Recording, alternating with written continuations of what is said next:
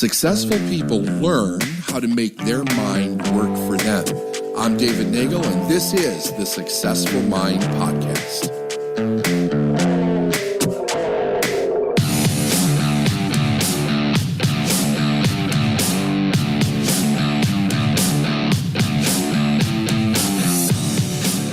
I'm persistent in all of my goals. This needs to be, as I've said, a constant, not only a belief, but it needs to be ingrained in your character. You will never accomplish anything that goes beyond ease, right? Which means if it requires some difficulty, some effort, you're never going to acquire it without persistence. And I know very, very well how much all of you just want to get there. You know, I remember being in that place where it was like, when is it going to happen? Or when am I going to get there? I remember sitting in a seminar that Proctor was doing on goals. This is probably back around 96, 97. And he said something that not only did it caused me to have a question in my mind, but it also caused a lot of questions in the audience. And this is fascinating. So he's teaching this thing on setting goals and manifesting goals. And he said, if you set a goal and you have a definite time for the achievement, time and date for the achievement of the goal, if you don't hit the goal, you don't change the goal, you change the time. Rarely do we guess accurately the first time as to how long it's going to take to achieve the goal. Now, here's the question that came up for almost the entire room. People were raising their hand like crazy. And they said, when do I give up? Like, when do I just give up? When do I stop? And it was fascinating because in a lot of ways that was still going on in my mind a little bit. Like, okay, well, if I didn't hit this thing, when do I give up? So before he answered it, he asked another question. And he said, why would you ask that question? What's behind that question? And then you hear all the different beliefs that people had that they were raised with or that they heard. One of the most common was, well, if I'm not hitting it, maybe God just doesn't want me to have it. And there were various different versions of that. Like maybe I'm picking the wrong thing. Maybe this isn't for me. Maybe I can't really do it. Maybe I'm wasting my time. Maybe I'm supposed to do something else. And I thought it was really interesting. I didn't really understand in that moment how aware I was becoming of my own kind of impregnated mind with mediocrity. But that's really what amateurs think. That's really what people that are playing life like a lottery game think. They want to jump off at the first sign of it not showing up and do something else. Like there's this impatience that they're never going to get there, and there might be an easier way, or there might be a better way, or whatever. And they almost, and very rarely, do they ever accomplish anything of any significance. Not hitting the goal, whether you're not hitting it at all or you're not hitting it within the time frame, creates tremendous anxiety for people when they first start down this road, especially if they have been doing things in an unorganized way for a period of time. Like when I was first starting to become conscious of really trying to do something with intention and actually changing my character as to line it up with principles that allow you to succeed, you go through a lot of starts and stops and reboots and failures and, trying to correct your own behavior. And that is like very indicative of, I don't have any specialized knowledge to do this. I'm trying to do this with the knowledge that I currently have, just an idea or a dream or something that I want or whatever. But just as any significant goal, it's required. Like Hill put it in Think and Grow Rich. He's like, one of the most important things is that you have specifically directed, specialized knowledge that will allow you to accomplish whatever you're accomplishing if you're going to bring riches into your life. Well, it's not only, that's not a rule for riches alone only, it's a rule for every goal that you hit. You have to have some system that you're going to work and perfect in order to reach that goal. Otherwise, you're guessing, it's the uninformed mind. And I think so many people start off before they know that, and they have a lot of failures.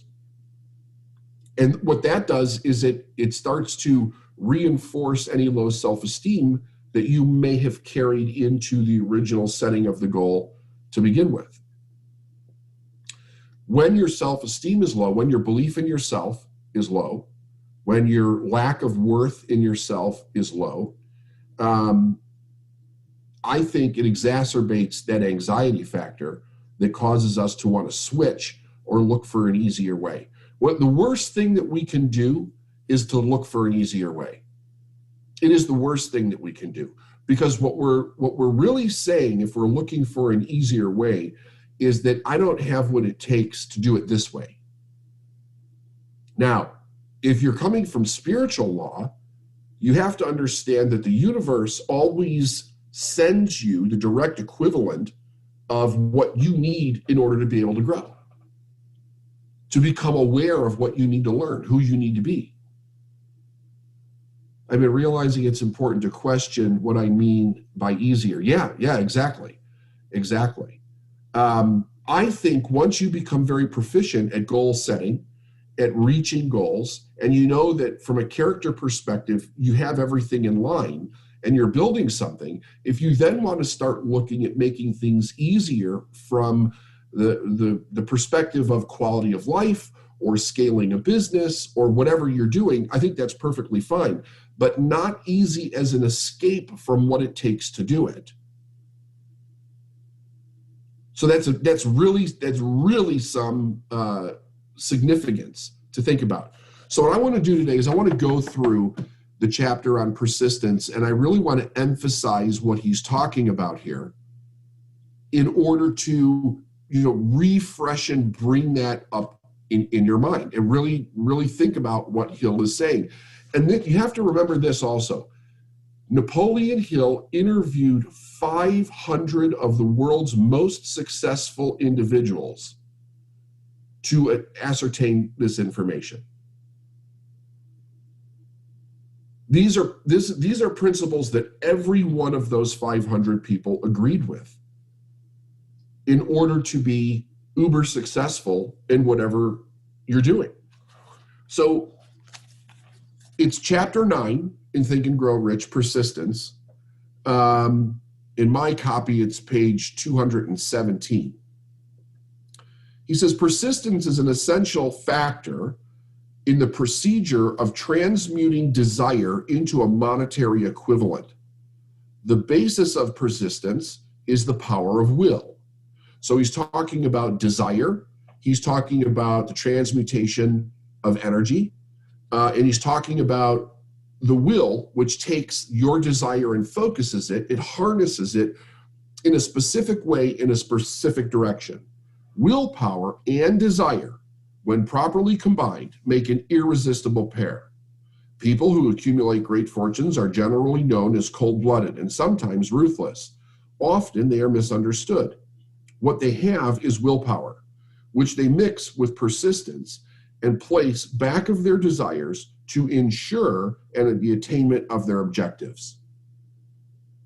Now, the cold-blooded thing, or the heartless or the ruthless or whatever that we've all heard about, is simply a person who's completely focused on what they're doing and they just don't have time for nonsense. They don't have time for drama. They don't handle problems the way most people do, where problems, engulf their life. And every little drama, you're losing your focus on what you're doing, and you got to take care of the drama. And how am I going to take care of this? What about this? And what about that? They're not concerned with that at all. They're extremely focused, and they're able to handle everything from a point of responsibility,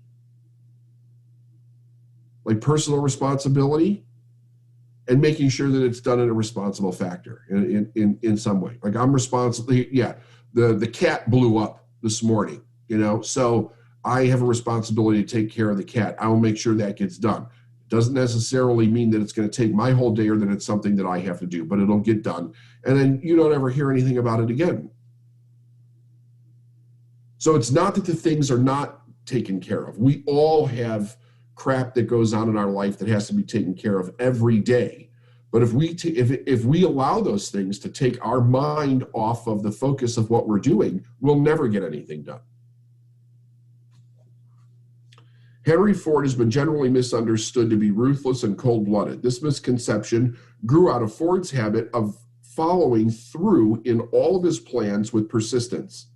The majority of people are ready to throw their aims and purpose overboard and give up at the first sign of opposition or misfortune. So that's where that idea comes from. Like, well, when do I quit? When do I quit? And what we should be asking ourselves is, what am I trading my life for? If I have a goal, if I say that I want something, no matter how many times I don't hit the goal, if I say, well, when do I just quit? What are you trading your life for? Failure? What else are you going to do? Settle? Most likely, that's exactly what it'll be. It'll be settling and tolerating something in your life that is unworthy of God and that is unworthy of you. Our mind is so amazing that it has this incredible ability to come in, hijack the dream, hijack the process, and get you to agree with the rationalization of failure. And in many ways, you'll do it in a way where it's like some heroic thing, I decided to do something different. I'm not going to follow through. And we look for that verification to make us feel okay about a decision to quit. That should never, ever be considered in your mind whatsoever. It should be, okay, I didn't hit a time. I need to double down. I need to really be honest with myself about what I did or didn't do. Where do I need to grow in this process? You work on fixing that, and then you get back on again. He says there may be no heroic connotation of the word persistence, but the quality is to the character of man what carbon is to steel. The building of a fortune generally involves the application of the entire 13 factors of this philosophy. These principles must be understood. They must be applied with persistence by all who accumulate money. And that's Think and Grow Rich was about money, but that's about everything that we want to achieve in our life. He says the starting point of all achievement is desire. The starting point of all achievement is desire. Keep this constantly in mind. Weak desires bring weak results, just as a small amount of fire makes a small amount of heat. If you find yourself lacking in persistence, this weakness may be remedied by building a stronger fire under your desire. Like I've said many times, you have to want the thing that you want more than the ease, the comfort, the mediocrity of what you don't want. The difficulty in getting there. You have to want what you want more than all of that. Any of the patterns, any of the problems. He says, continue to read this chapter, then go back to chapter 2 and start immediately to carry out the instructions given in connection with the 6 steps. So let me just jump over to chapter 2 real quick. What are the 6 steps? If you find yourself lacking in persistence, this weakness may be remedied by building a stronger fire under your desires. So how do we do that? We do that with the 6 steps. So we go to chapter 2. First step, fix in your mind the exact amount of money that you desire. It is not sufficient merely to say, I want plenty of money. Be definite as to the amount. There's a psychological reason for definiteness, which will be described in subsequent chapters. The reason is clarity. Clarity and meaning. That's what it is. It's not complicated. Clarity and meaning. There has to be a reason that you want it, and it can't be fear of not having it. That's why most people will pick a large number without having any basis behind it, because it's like, I don't want to have to worry about money. The money has to resemble something in your life that you seriously want. Number 2, determine exactly what you intend to give for the return of the money that you desire. There's no such reality as something for nothing, right? What are you going to do? That's your business. What is the exchange? Product or service? Third, establish a definite date when you intend to possess the money that you desire. That tells your subconscious mind that you're serious. It tells the universe that you're serious. And it locks you into, okay, here's the start time. Here's what I need to be, do, and have. Let's get going. Fourth, create a definite plan for carrying out your desire and begin at once, whether you're ready or not, to put this plan into action. Fifth, write out a clear, concise statement in the amount of money that you intend to acquire. Name the time limit for its acquisition. State what you intend to give in return for the money, and describe clearly the plan through which you intend to accumulate it. And number 6, read your written statement aloud twice daily, once just before retiring at night, once after arising in the morning. As you read, see, and feel, and believe yourself already in possession of the money,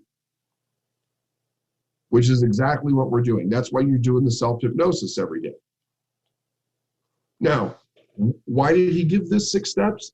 These are the 6 steps for you to increase your desire, to increase it. You're focusing on it. It's clear in your mind. It's not vague and foggy. It's clear. You're focusing on it. You're seeing yourself with the thing that you desire. It becomes a magnificent obsession. I love those 2 words together, magnificent obsession. The things that you want in your life should be a magnificent obsession. Okay? He says, it is important that you follow the instructions described in these 6 steps. It is especially important that you observe and follow the instruction in the 6th paragraph. He says, you may complain that it's impossible for you to see yourself in possession of money before you actually have it. Here's where a burning desire will come to your aid. If you truly desire money so keenly that your desire is an obsession, you will have no difficulty in convincing yourself that you will acquire it. The object is to want money and become so determined to have it that you will convince yourself that you'll have it. When he's talking about convincing yourself, he's talking about creating a belief. But it never comes by wishes and wants and half-hearted desires. You have to be all in, and you cannot step out. If you step out, it's over. It's over. Because now your mind is focused on something else. There's another reason, there's another whatever. You're making excuses, you're creating stories, you're living in the past, you're listening to somebody else. You have to stay the path. It's absolutely certain that you will get what you want if you stay the path and you continue to grow and adjust on that path. It is absolutely certain that you will not get what you want if you keep getting off of the path, if you do not master persistence. Okay. All right, let's see here. Fortunes gravitate. Oh, wait, hang on. The eagerness with which you follow these instructions will indicate clearly how much or how little you really desire to accumulate money. If you find that you're indifferent, you may be sure that you have not yet acquired the money consciousness which you must possess before you can be sure to accumulate a fortune. So again, yes, he's talking about money, but this is the same thing for any goal. You have to develop the consciousness. It has to be a burning desire. He says, fortunes gravitate to people whose minds have been prepared to attract them, just as surely as water gravitates to the ocean. He says, if you find that you're weak in persistence, center your attention upon the instructions contained in the chapter on power. Surround yourself with a mastermind group. Environment's everything, folks. It's everything.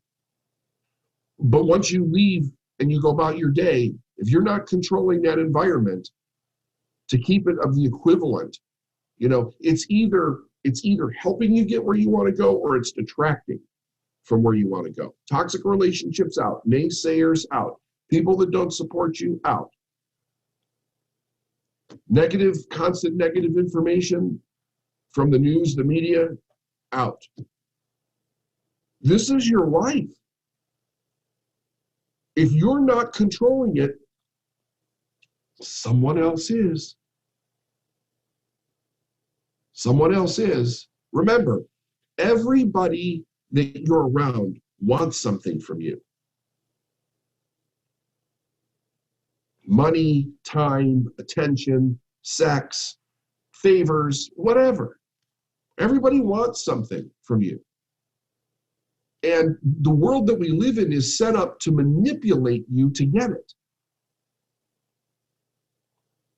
You should really get into those, as part of your study, really get into those books that I recommended in the Facebook group on persuasion, the power of persuasion.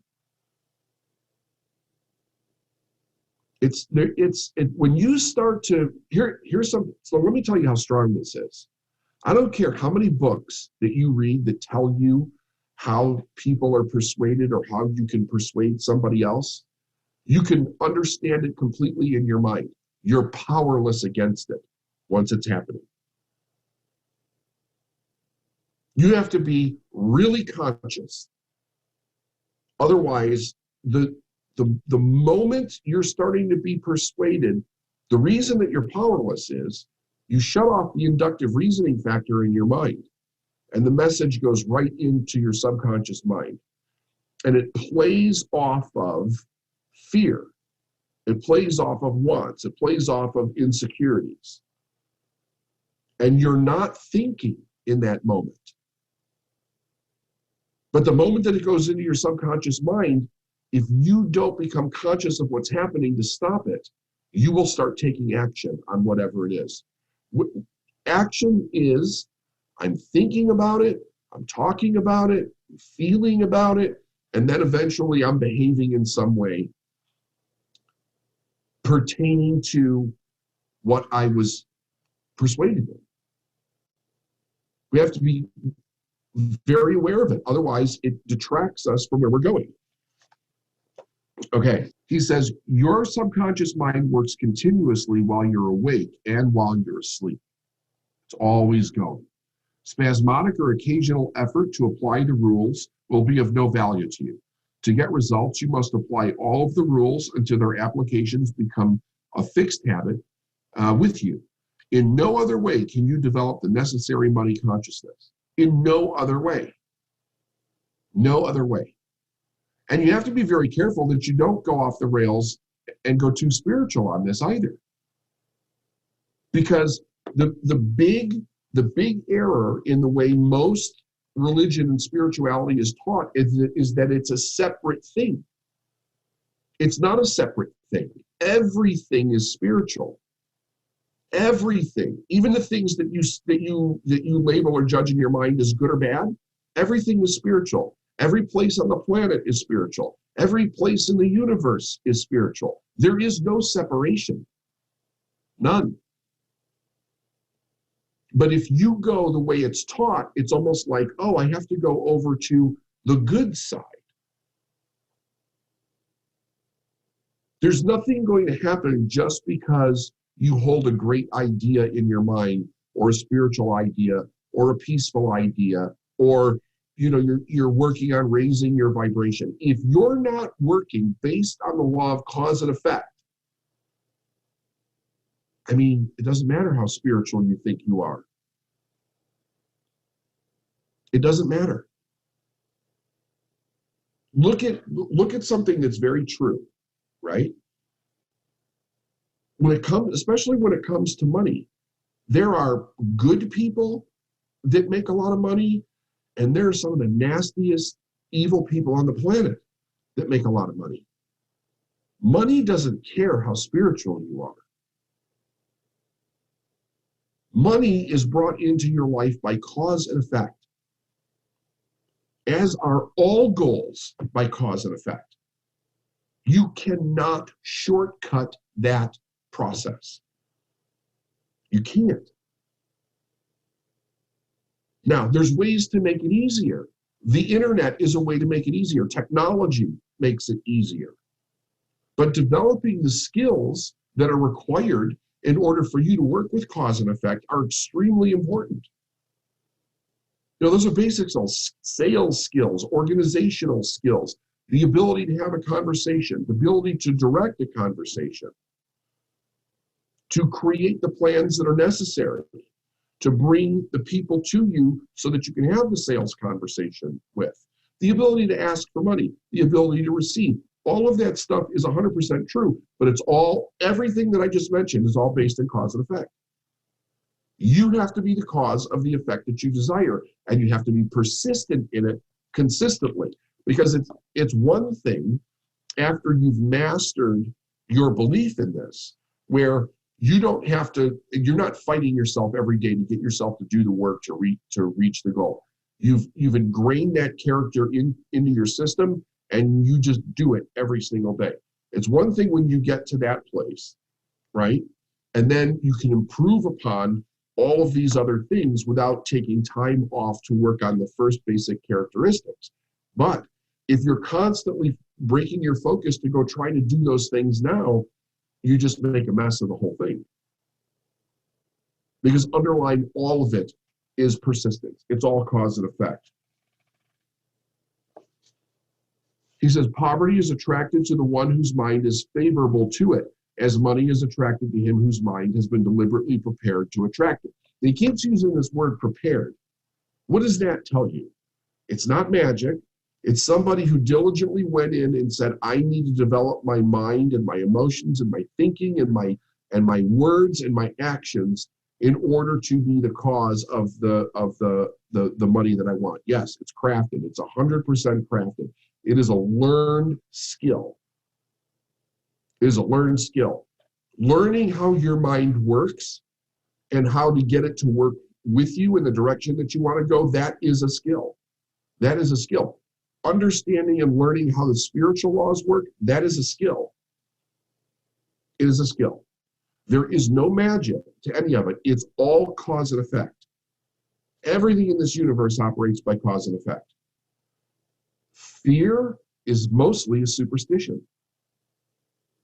There is a place for fear in that it can keep you alive, but it's really a prehistoric element in our mind. And, like I said, there's not a tiger in the bush that's waiting to jump at you. So you have to really consider the only two fears that we're born with is falling and loud noises. And basically those are startle responses. Every other fear is learned. When fear is controlling you, when uncertainty is controlling you, when low self-esteem is controlling you, you have to have the consciousness to come in and say, okay, good enough. Those things have been controlling me, but I'm conscious enough to know that I'm not going to listen to the voice. I'm not going to listen to their voice.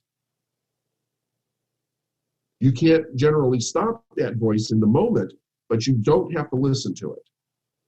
You can turn and face the direction that you need to go. And the voice is yapping in the back.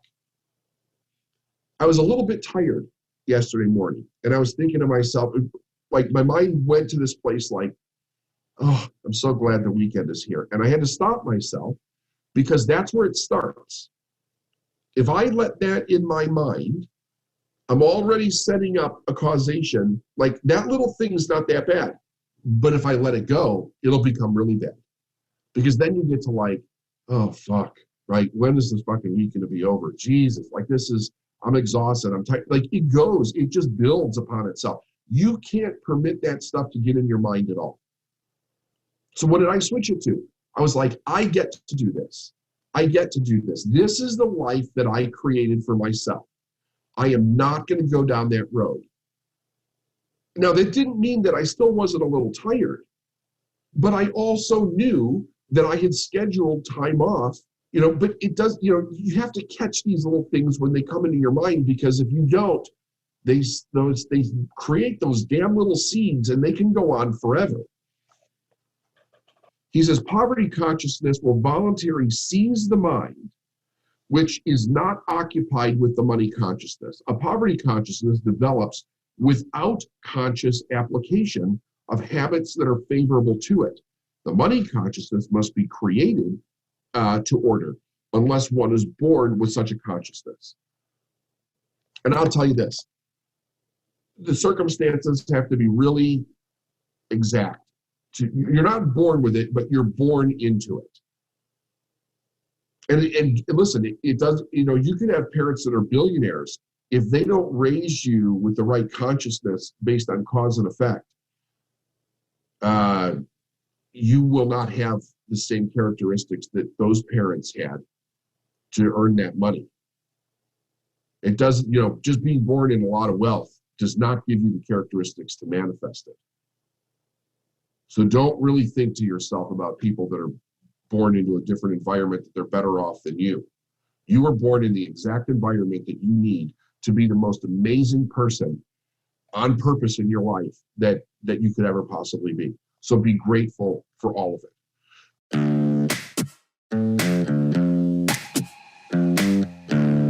Thanks for listening to the Successful Mind podcast. And if you like what you heard and you want to know more, go to davidnagel.com/free stuff.